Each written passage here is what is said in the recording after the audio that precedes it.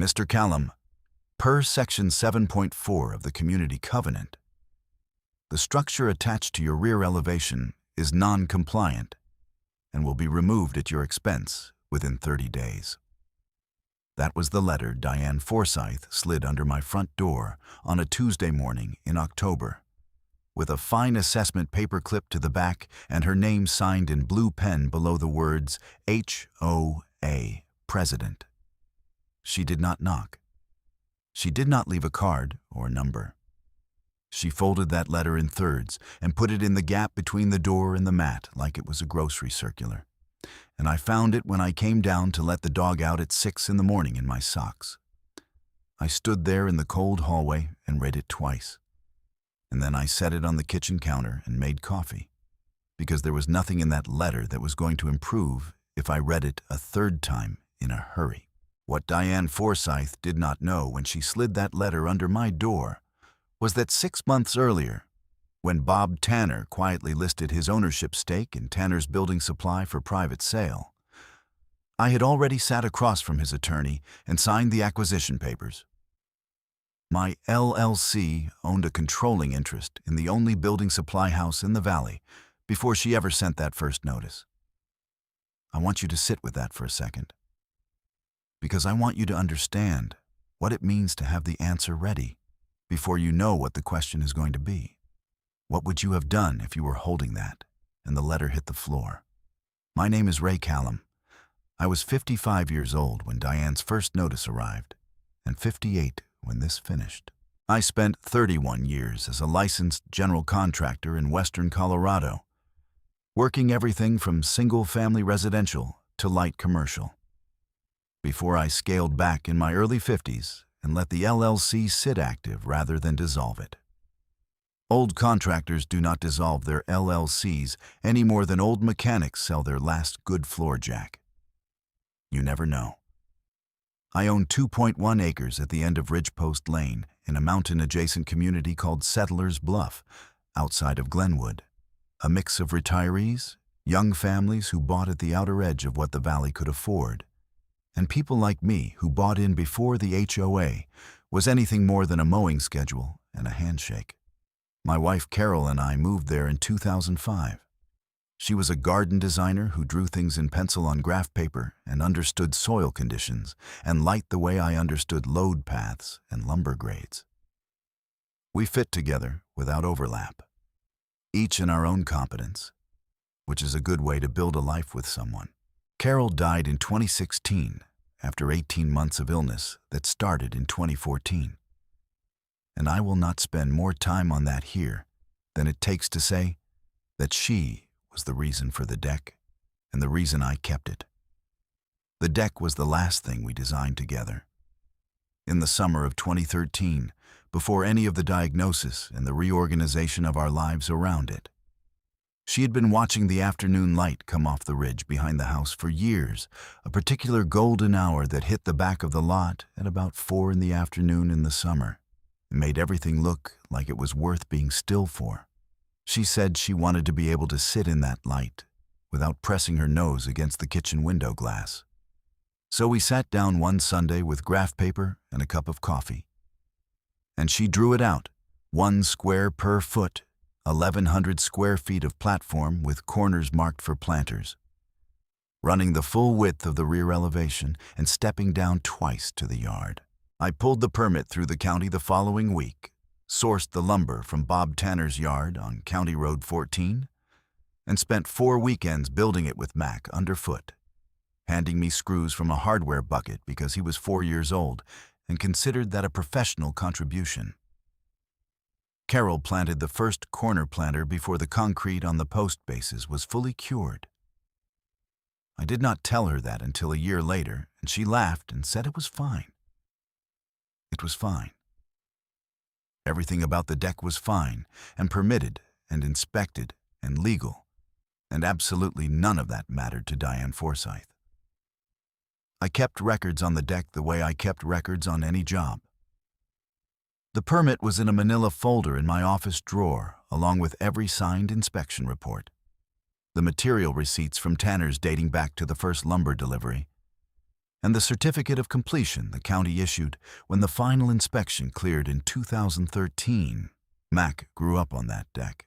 He did homework on it, learned to grill on it, brought his first girlfriend out to sit on it and explain why the ridge looked different colors at different hours, which was Carol's observation passed forward. By 2018, when Diane took the HOA presidency after running unopposed because nobody else wanted it, the deck was 5 years painted and not a board loose. I had not thought about the permit folder in 2 years. Diane introduced herself to me that spring at the mailbox kiosk near the entrance of the development. She had on a linen blazer over her gym clothes and a laminated badge on a lanyard, white with a blue border, that said Settlers Bluff HOA President in a font she had clearly selected herself rather than inherited from a predecessor, because the previous president had used a rubber stamp and a business card. She shook my hand and told me she had been doing exterior walkthroughs of all the properties and taking condition notes, which was her right, and that she had some concerns about the scale of the platform structure on my rear elevation. I told her it was permitted and inspected, and that I had every record going back to the material delivery. She tilted her head slightly. "We'll be in touch," she said, and walked back to her white SUV, the one with the personalized plate that said HLTHOA1, which I noticed because personalized plates on HOA officials read the same as a name tag on a bouncer. I went home and wrote down the date, the location, her name and title, and her exact phrase. I wrote "Review Permit Records" at the bottom and put it in an empty manila folder I labeled with a piece of masking tape. First entry. 4 months passed. Then a formal violation notice arrived by certified mail, citing Section 7.4 of the Community CC and RS, which governs exterior structures and modifications. The notice described my deck as exceeding the permitted square footage for an attached residential platform and assessed a preliminary compliance fine of $150, with a 60-day window to submit a compliance plan. I printed the CC&Rs from the county recorder's website that evening, and I read Section 7.4 twice. And then I read it a third time because I wanted to be sure I was not missing something. The section said nothing about square footage limits. It referenced aesthetic harmony with neighboring structures and materials consistent with community standards. It did not define either phrase. The fine notice cited square footage limits that were not in the recorded document. I wrote that down, made a copy of the recorded CC&Rs with Section 7.4 highlighted, and filed it with the notice in the folder. That was entry 2. 2 weeks after the first notice, a second arrived, citing aesthetic non-compliance under Section 7.4, subsection B, with a $200 fine. I pulled up the county recorder's copy of the CC&Rs again and searched for subsection B. It did not exist in the recorded covenant. It appeared only in a supplemental policy document the HOA had issued internally, which had not been filed with the county and carried no legal weight under state HOA statutes that required amendments to be recorded to be enforceable. I drafted a written rebuttal citing the absence of subsection B in the recorded document and mailed it certified to the HOA's management address. I kept a copy. Entry 3. The folder was starting to have some weight to it. By the following spring, the folder held 7 entries. The third violation notice claimed my deck's railing height was non-standard, which the inspection report from 2013 directly contradicted. I mailed the copy of the inspection report to the HOA with a formal objection and received no response. The fourth notice claimed my original permit may have lapsed, which was not how permits worked for completed structures. I called the county building office and asked a clerk to confirm the permit status on my address.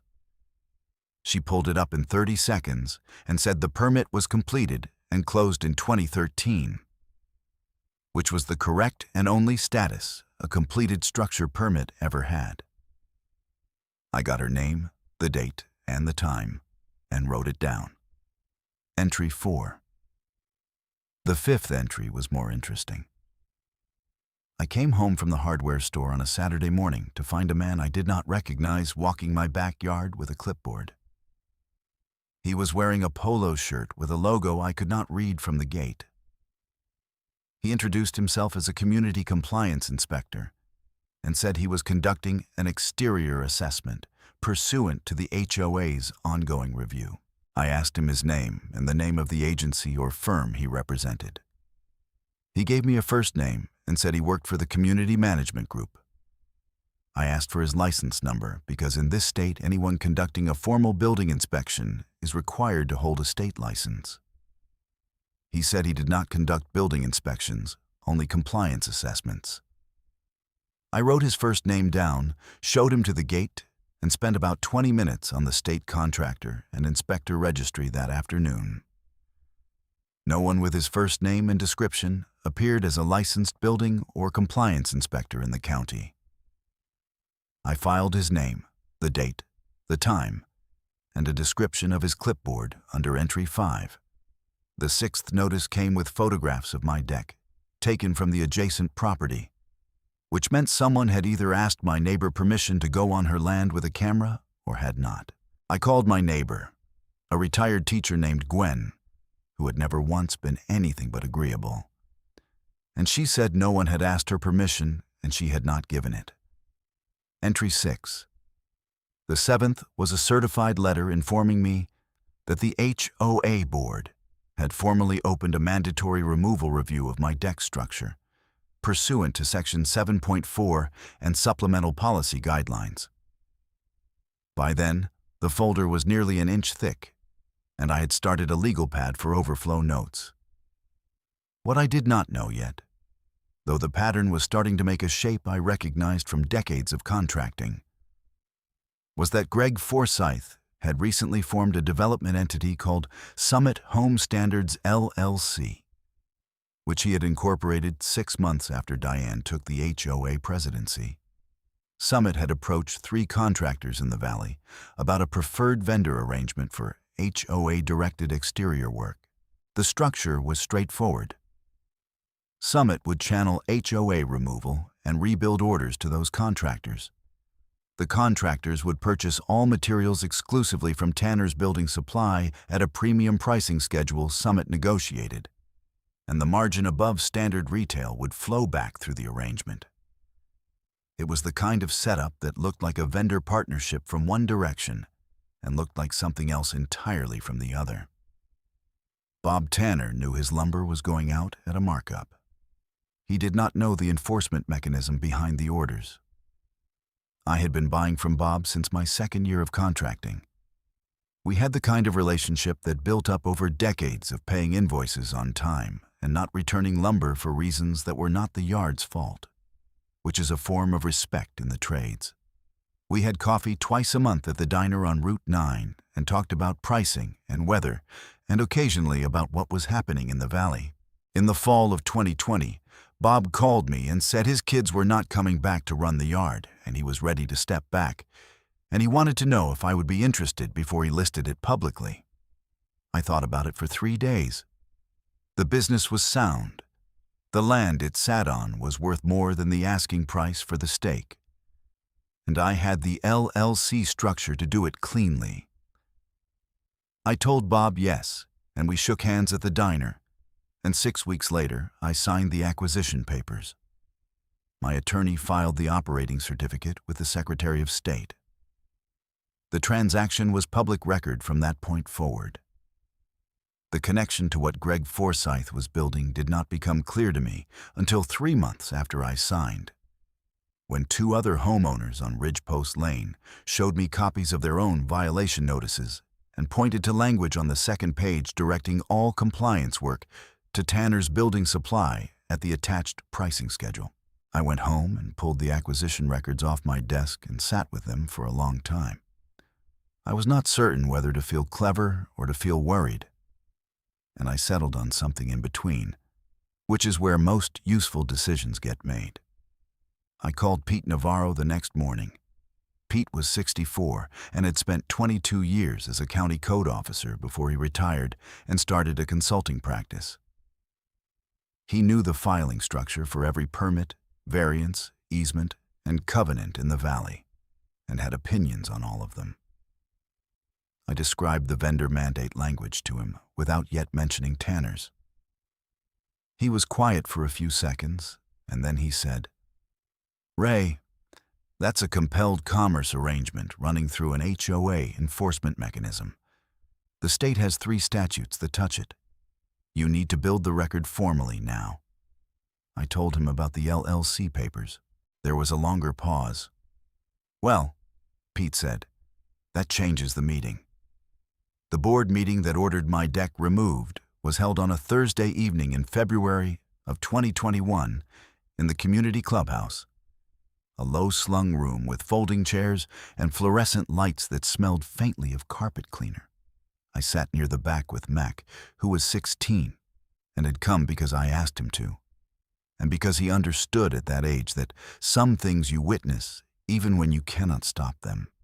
He had his jacket on over a flannel shirt, and he sat with his hands on his knees and his jaw set in the way Carol's jaw used to set when she was deciding to hold a thought rather than release it.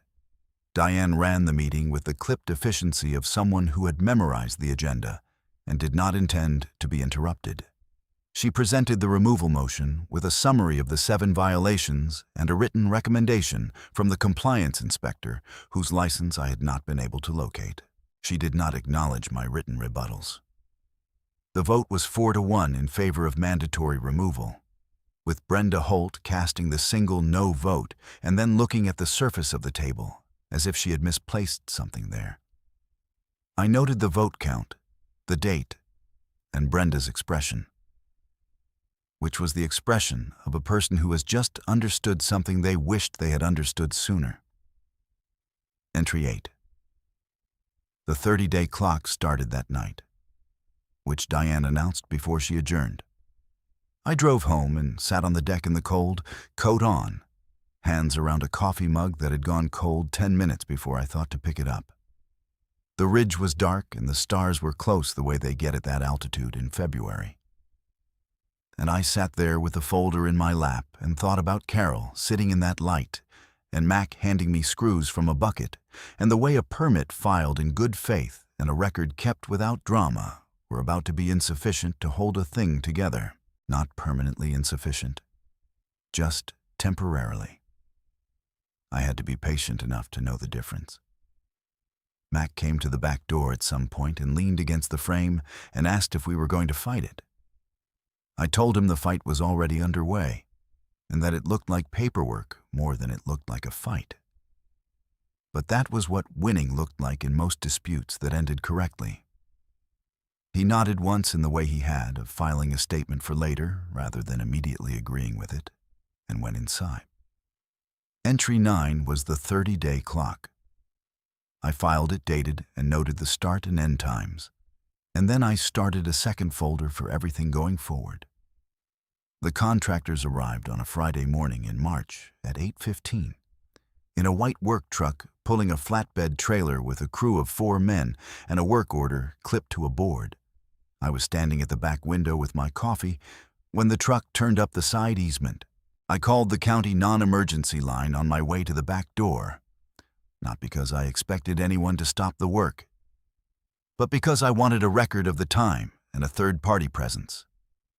Deputy Lena Cross arrived while the crew was still unloading their tools, and she was as professional and straightforward as any officer I have ever dealt with. She reviewed the work order, confirmed it appeared to be executed under a valid HOA removal authority, and told me her hands were tied on the action itself. She told me if I believed the removal was unlawful, the remedy was civil.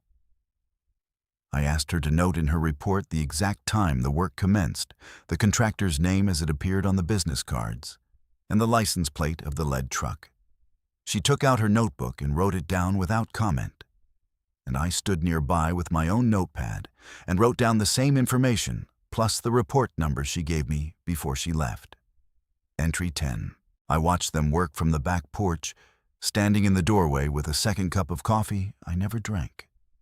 They were competent and not unkind about it, which is the most that can be said about a crew doing a job that is not their fault. The lead man ran the work quietly, calling out section counts to the others without raising his voice, and they pulled the ledger bolts cleanly from the house framing without prying damage, which I noted because a bad crew would have gouged the siding. The corner sections came down in panels, the diagonal bracing last. The cedar planks had aged to a silver gray that matched the mountain light, and I watched them stack flat on the trailer bed, each board aligned by a man who took his work seriously regardless of what the work was. By noon, the sections were down, and the crew had started pulling the subframe. The posts came out of the concrete footings with a reciprocating saw. By 2 in the afternoon, the trailer was loaded, and the surface of the yard was bare ground with 4 corner post stubs standing level, and the line of disturbed earth where the perimeter beam had sat since 2013. The lead man came to the back porch before they left and handed me a copy of the work order with the time and his signature. He said, "I'm sorry about your deck." I told him it was not his doing. He nodded and walked back to the truck. I stood in the yard after they left and looked at the stubs and the raw ground and the bare rear elevation of the house, and the space where Carol's planters had been in the 4 corners, and I took the photographs I needed to take, 12 frames total, and went inside. Mac got home at 3:15 and stood at the back door looking at the gap where the deck had been. He stood there long enough that I stopped what I was doing in the kitchen and stood next to him. He did not say anything for over a minute. Then he said, "She did that." It was not a question. I said yes. He nodded again with the filing nod, turned, and went upstairs.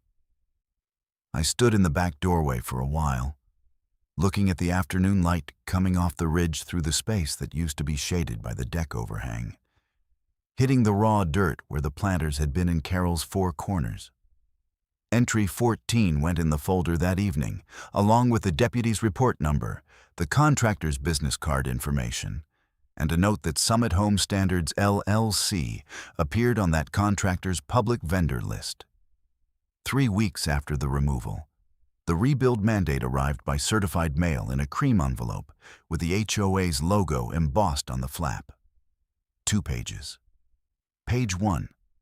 Per the Community Restoration Policy, all lots where a removal order had been executed were required to rebuild the affected structure within 90 days to avoid continuing non-compliance assessments.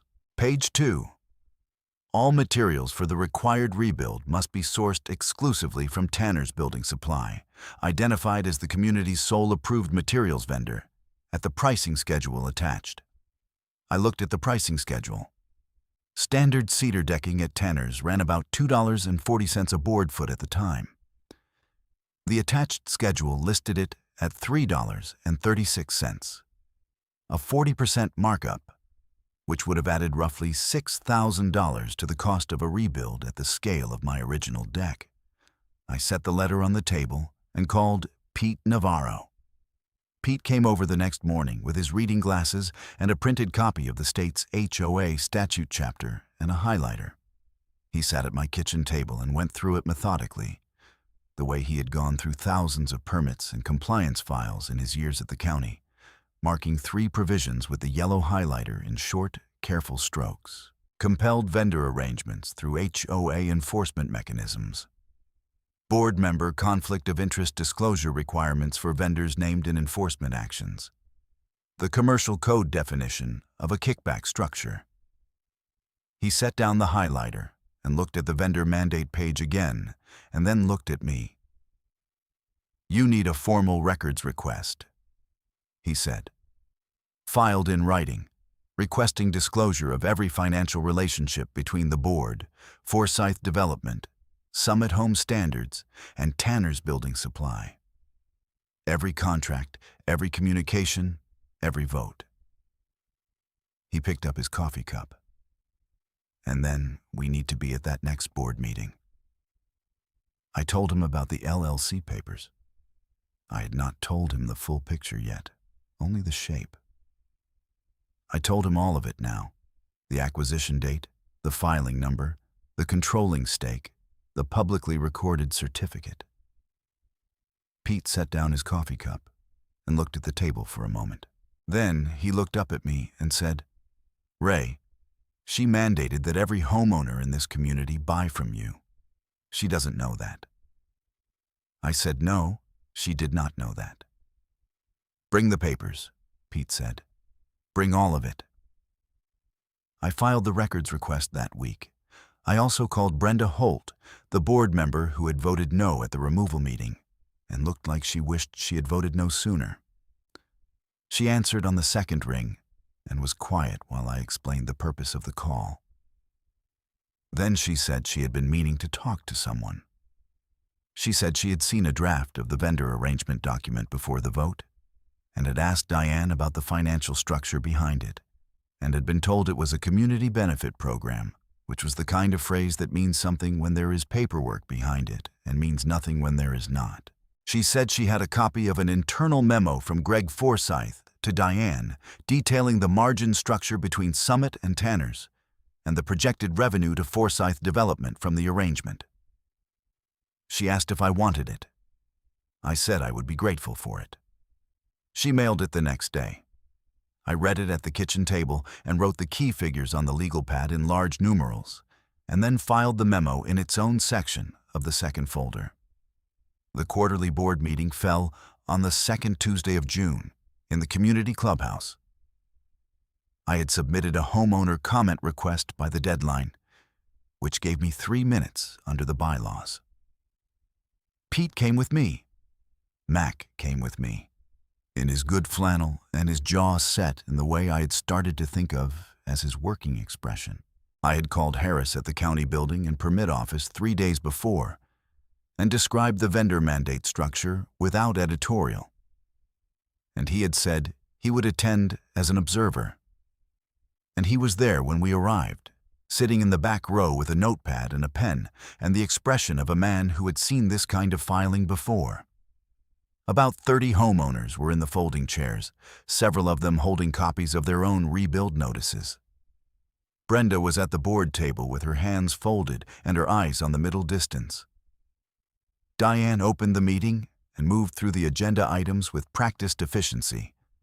And when she reached homeowner comments, she called my name with the particular careful neutrality people perform when they are trying not to show they know what is coming. I walked to the front and put the manila folder on the table. I set 2 stacks of paper in front of me and kept the acquisition document in the folder. I said I had 2 items for the board and the homeowners. The first was a formal statutory objection to the vendor mandate in the rebuild notice, citing 3 provisions of the state HOA statute, and I placed a copy in front of each board member and handed a stack to Pete for the room. Diane looked at the copy in front of her, the way she looked at things she had already decided not to respond to. I said the second item was a document I wanted the board and the county representative to review. I took the acquisition papers out of the folder and walked them to Harris in the back row first, because he was the neutral authority, and I wanted him reading while I spoke. Then I placed the original on the table in front of Diane. I told the room that the mandatory rebuild notice required every homeowner in Settlers Bluff to purchase materials exclusively from Tanner's Building Supply at a premium pricing schedule. I told the room that my LLC had acquired a controlling ownership stake in Tanner's Building Supply in the prior fiscal year, that the transaction was publicly recorded with the Secretary of State's office and available to anyone who pulled the filing, and that the board had issued a community-wide mandate compelling residents to purchase from a business I now owned at a 40% markup over standard retail, through an enforcement mechanism that the board's own president had co-designed with her husband's development company. I set the acquisition certificate on the table in front of Diane, face up. I did not say anything else about it. I asked, plainly and in a regular voice, which board members had disclosed a financial relationship to Summit Home Standards, LLC, and Forsyth Development, LLC, when they voted to approve the vendor mandate language. I asked the question once, and then I sat down. I did not look at Diane after I sat. I looked at Harris in the back row, who had been reading the acquisition papers since Pete walked them back to him, and whose expression had not changed, except that he had put down his pen and was simply reading now without writing notes. The way a person reads when the document is doing all the work and there is nothing to add. The room was quiet. Not the quiet of a pause before someone speaks. The quiet of a room that has processed something and is waiting to find out what happens next. Diane had both hands flat on the table in front of her and was looking at the acquisition papers without touching them. Brenda Holt had a copy of the statutory objection in her hand and was reading it with her head down. Harris in the back row had been reading the acquisition papers for about 45 seconds. Now he stood up and addressed the room. He said the county was placing an administrative hold on all active HOA enforcement orders in the community, pending a formal review of the vendor mandate's compliance with state commercial interest and conflict of interest statutes.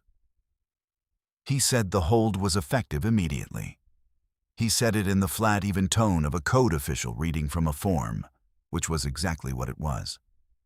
And he sat back down. The folding chairs around the room made small noises as people shifted. Brenda looked up from her copy, and for the first time since the removal vote, she looked like she was back to her normal face. 14 violation notices over 2 years. $4,200 in assessed fines, not $1 of which had been legally collected because I had filed a rebuttal to every single one. One removal order executed at the HOA's expense on a deck built with a permit in good faith and maintained without defect. One vendor mandate compelling community-wide purchases at a 40% markup through an enforcement structure that turned out to be the mechanism of a kickback arrangement between Forsyth Development, Summit Home Standards, and the vendor. The County Financial Crimes Unit filed a formal referral 4 weeks after the board meeting. The referral documented $180,000 in redirected materials contracts flowing through the arrangement across 18 months of enforcement activity in Settlers Bluff. Against that number, I held $340,000, the price I had paid for my controlling stake in Tanner's, recorded in the public files before the first rebuild notice ever arrived, and never once checked by the woman who put the vendor's name in writing on every enforcement order she sent. Diane resigned from the board presidency in July. The board voted that month to void all fines and pending orders under the vendor mandate. And the HOA's attorney sent me a written acknowledgement that the removal of my deck had been procedurally improper under state statute, and that the association would fund its reconstruction at no cost to me. Greg Forsyth's Summit Home Standards, LLC, was named in the County Financial Crimes Referral and lost its contractor arrangements. Brenda Holt was elected interim president by the remaining board members within 60 days of the meeting, and her first official act was filing the conflict of interest disclosure forms that had been absent from the board's records since the vendor arrangement began. The 3 board members who had voted for the removal and the vendor mandate resigned over the following 90 days as the county review progressed. That left 1 board member standing plus Brenda, which was enough to hold a meeting and not much else. So they posted open seats and got on with it. Pete Navarro came out to Ridgepost Lane on the Saturday morning we started the rebuild. He brought coffee in a thermos and sat on the tailgate of my truck and watched Mac and me work without offering advice, which was the particular respect of one tradesperson for another's site. Mac had gotten genuinely strong in the way teenagers do, and he carried cedar planks in pairs from the stack to the frame without pausing, which would have taken me 2 trips at his age. We rebuilt the deck to Carol's original graph paper dimensions, 1,100 square feet, the same railing height, the same step configuration down to the yard, with the 4 corner locations left open for the planters. The lumber came from Tanner's at standard retail, which I was in a position to price myself, and which was approximately what a fair price for good cedar had always been, Pete said at one point, watching Mac fit a plank to the ledger board with the confidence of someone who had been watching this work done correctly his whole life, that in 22 years of code work, he had not seen a records collection as complete and correctly maintained as the one I had filed with the county office. I told him the credit belonged to 30 years of job sites, where nobody bailed you out if you could not find your permit on a Monday morning. Mac drove the last corner plank home and set his hammer on the rail and straightened up and looked out at the ridge. The afternoon light was coming off it the way it did in the long hours of summer. That particular gold that Carol had named, and I had learned to see because she named it. He stood there with his hands loose at his sides and the mountain behind him, and then he looked at me and said, "It looks right." 2 words. The same 2 words you use when a joint is flush and the level reads clean, which is all any built thing ever needs to be. I did not say anything. We both stood there in that light for a minute, which was enough.